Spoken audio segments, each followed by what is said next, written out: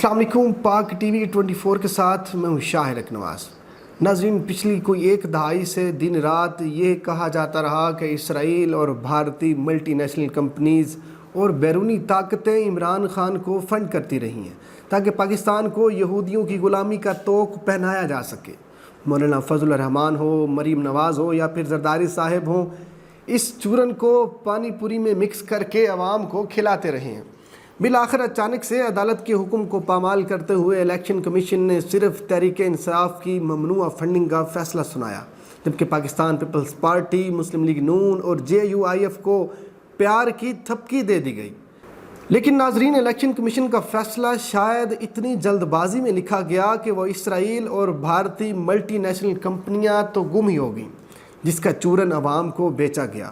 اور اب تمام پاکستانی ہر 10 منٹ بعد ویڈیو بنا کر الیکشن کمیشن کو منہ چڑھاتے ہوئے نظر آتے ہیں کہ ہم تو پاکستانی ہیں، الیکشن کمیشن جھوٹ کیوں بول رہا ہے۔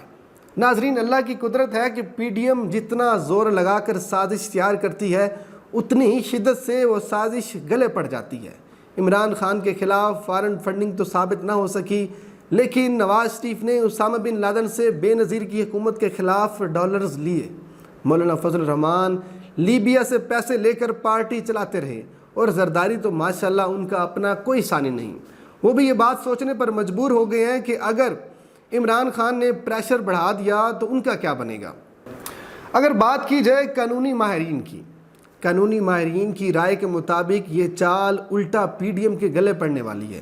یہی وجہ ہے کہ PDM کو ایک دن میں 20 پریس کانفرنس کر کے اس غبارے میں ہوا بھرنا پڑی، لیکن کامیاب نہ ہو پائی اور نہ ہی عوام کو مطمئن کر پائی۔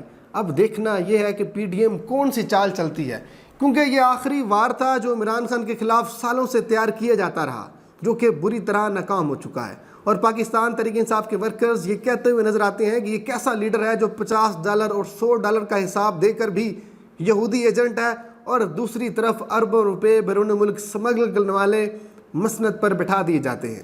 ناظرین، فیصلہ آپ نے کرنا ہے، اپنی رائے کمنٹ باکس میں ضرور دیجیے گا۔ اپنے میزبان شاہد اکنواس کو اجازت دیجیے۔